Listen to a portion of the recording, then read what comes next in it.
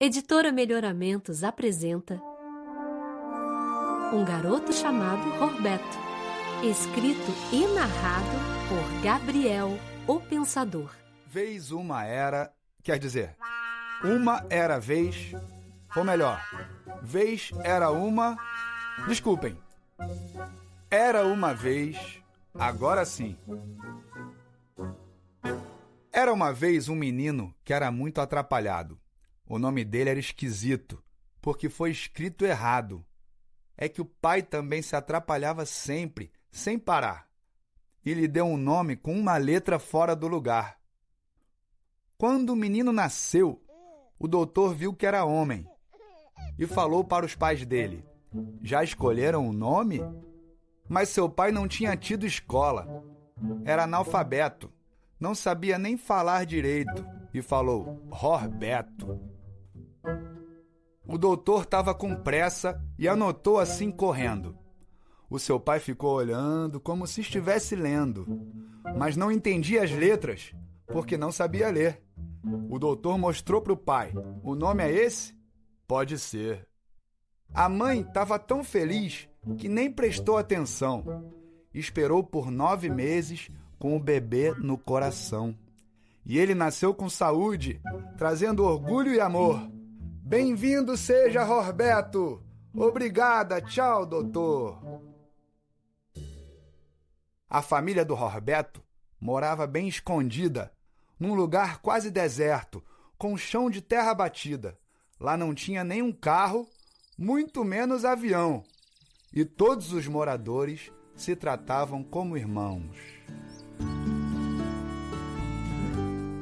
A vila era bem pequena, na beira de um velho rio. Os homens pescavam nele, o pai de Horbeto e os tios. Viviam todos como se fossem irmãos dos pais de Horbeto. Para todos, ele era um novo sobrinho, para alguns, um neto. Não tinha nem luz nem gás nas casas do povoado. O banho era de água fria e ninguém ficava esquentado. De dia, se abria a janela para acender a luz do sol. De noite, acendiam-se as velas e acabava o futebol.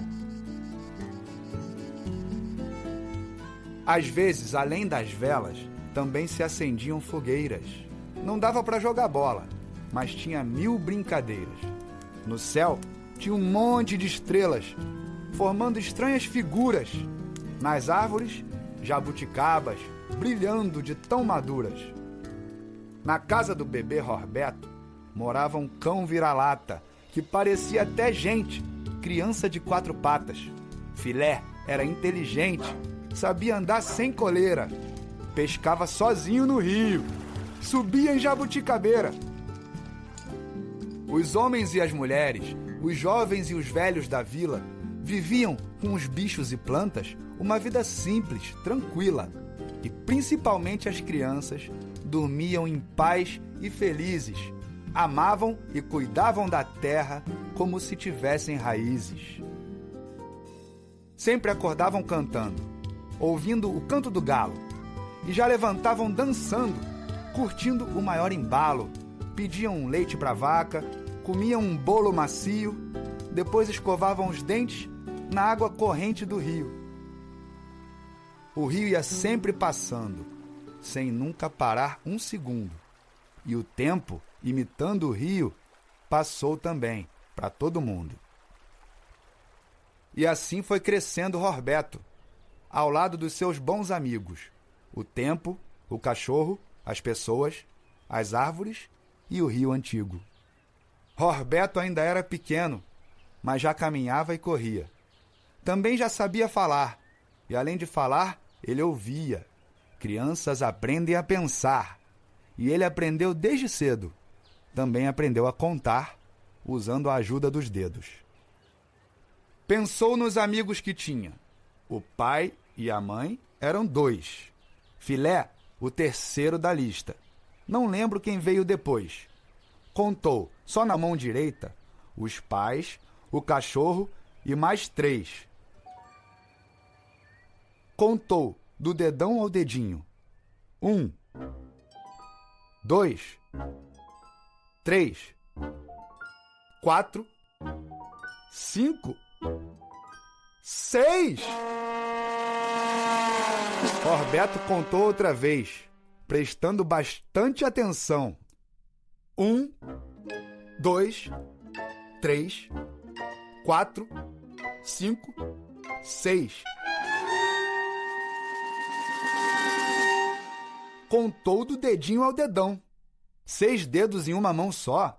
Será que na outra são 4? Olhou para os dedos dos pés, mas antes tirou os sapatos. Roberto estava tão nervoso que nem percebeu o chulé. Contando de 1 até 10, contou 5 dedos por pé. Olhou para a mão novamente, sentindo um grande embaraço. Chorou um pouquinho, coitado, pensando na mão do outro braço. Queria contar também nela, mas parou um pouco, com medo. E se nessa mão, a esquerda, tivesse ainda muito mais dedos? Podia ter 7, até 8, quem sabe até 9, talvez. Ninguém tinha visto até hoje que na mão direita eram 6. Então não seria impossível agora a esquerda ter 1000. Roberto nem queria ver, mas abriu os olhos e viu. Contou 5 dedos na esquerda, usando um dos 6 da direita. E vendo que só tinha 5, gritou: "Tem uma mão perfeita!" A turma da rua escutou o seu grito e correu para a janela. Queriam saber do Roberto que gritaria era aquela. Roberto escutou as perguntas, mas não quis dizer a resposta. Ficou com vergonha da mão, a direita, e botou-a nas costas. A turma ficou curiosa e contou para toda a galera que o Roberto tinha um segredo e ninguém sabia o que era. Roberto, um segredo? O quê? Não sei. Ô, Roberto. Hã? Ficou todo mundo de olho quando ele chegou na escola, andando com cara de triste, com a mão dentro de uma sacola. Olhando a tristeza do amigo, até esqueceram o mistério. E todos falaram para ele: "Por que você está tão sério?" Mas ele não teve coragem de mostrar a mão com defeito e disse: "Me deixem sozinho, que eu quero ficar desse jeito." Sentou lá no canto da sala e a mão não tirou da sacola. Até que chegou o recreio e ele nem foi jogar bola. Depois disse a professora: "Hoje é um dia especial. Eu vou ensinar uma coisa gostosa e fundamental. Preparem o papel e o lápis, que vai começar o dever. Vocês, neste grande momento, irão aprender a escrever." E todos ficaram animados. Até o Roberto ficou, tentando copiar a letra que a professora mandou. Ninguém fez a letra certinho, que a primeira vez sai errada. Pior foi na vez do Roberto, que não conseguiu fazer nada. É que ele tentou com a esquerda, que não era a mão que ele usava, nem quando tirava meleca e nem quando desenhava. A mão boa dele, a direita, era a sua mão dos 6 dedos, que agora ele pôs na sacola, tentando guardar o segredo. Mas a professora, encucada, falou: "O que é isso, garoto? Tentando escrever com a mão esquerda? Eu sei que você não é canhoto. Então tira a mão desse saco e faz logo a letra na folha." Roberto obedeceu no ato, pois viu que não tinha outra escolha. Pensou que se fosse ligeiro, ninguém ficaria contando os dedos da sua mãozinha para ver que ela tinha um sobrando. Rasgou a sacola correndo, escreveu mais rápido ainda. E mesmo nervoso e com pressa, ele fez a letra mais linda. E olhou para a professora, que estava com cara de espanto, falando para os alunos todos chegarem mais perto do canto. Roberto ficou preocupado. Será que ela viu que são 6? Ouvindo-a dizer para a turma: "Vem ver o que o Roberto fez!" E mais uma vez, com vergonha, botou suas mãos para trás, enquanto a galera dizia: "Chocante, maneiro, demais!" E aí percebeu que o assunto não era a tal mão esquisita, e sim o que a mão tinha feito, a letra certinha e bonita. Roberto sorriu de alegria, voltando a sentir-se bem. Alguém foi com o braço esticado, querendo lhe dar parabéns. E ele, que era distraído, na hora desse cumprimento, tirou a mão de trás das costas, de um jeito bem calmo e bem lento. Na hora do aperto de mão, a outra criança sorria e, olhando para a mão de Roberto, sentiu que ela estava fria. Tremia essa mão de nervoso, com medo de ser descoberta, enquanto a galera dizia: "A mão do Roberto é esperta." No dia seguinte, na aula, ficou engraçada a escola, com a turma chegando na sala com as mãos dentro de umas sacolas. Roberto ficou com vergonha, pensou que era uma gozação, que estavam fazendo piada com os 6 dedos da sua mão. Mas a professora, espantada, viu tanta sacola junta que perguntou logo o motivo, e todos ouviram a pergunta. "É para escrever mais bonito." A turma respondeu em coro: "Queremos ser como Roberto, Roberto da mão de ouro." Roberto gostou do elogio, ficando até bem comovido, mas quis explicar aos amigos que aquilo era um mal-entendido. Botar a sacola na mão não ajuda a fazer letra boa. Fizeram a maior confusão, com as mãos nas sacolas à toa. A turma ficou curiosa, e alguém perguntou lá na frente: "Por que está com a mão na sacola, Roberto? Então conta pra gente." Roberto venceu a vergonha e mostrou a mão bem aberta. Disseram: "Tem dedo sobrando, assim qualquer um acerta." Mas a professora explicou que aquilo era só um detalhe e que para escrever como ele, certinho, o capricho é o que vale. Não faz diferença ter 5, 6 dedos, 2 mãos ou 2 pés.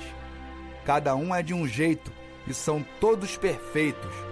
Roberto, eu te dou nota 10. E a turma correu pro Roberto, querendo apertar sua mão novamente, querendo lhe dar parabéns pelo 10, nem ligando para a mão diferente. Roberto juntou as sacolas e as jogou no lixo com seus companheiros. Depois, ele foi jogar bola e gritou: "Furem a luva, que eu vou ser goleiro."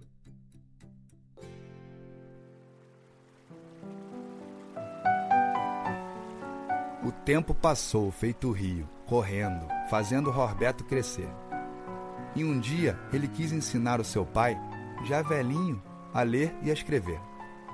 O pai, que nunca teve escola, gostou da ideia e pegou uma caneta. Roberto lembrou-se, sorrindo, do dia em que fez sua primeira letra. O pai de Roberto, que era analfabeto, agora deixava de ser. E lembrou-se, sorrindo, do dia em que sua mulher deu à luz um bebê. E sorrindo falou para o filho: "Eu errei o seu nome, seria Roberto." Mas o filho falou: "Não errou não, senhor. O amor sempre faz tudo certo."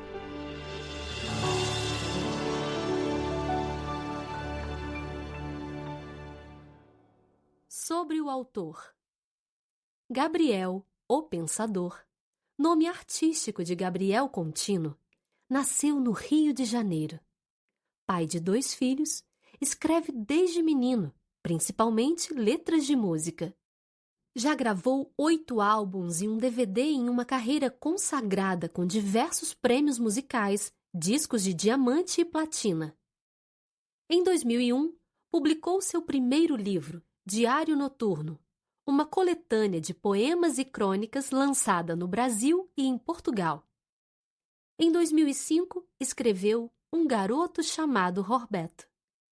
Já encenado como peça de teatro, esse livro recebeu o Prêmio Jabuti em 2006 e sua história é utilizada como base de muitas palestras realizadas pelo autor em escolas de todo o país. Você acabou de ouvir o audiolivro Um Garoto Chamado Roberto, escrito e narrado por Gabriel, o Pensador. Música original, Pedro Milman. Produzido pela editora Melhoramentos em 2020, em parceria com a Bookwire e Sputnik Phonograms. Todos os direitos reservados.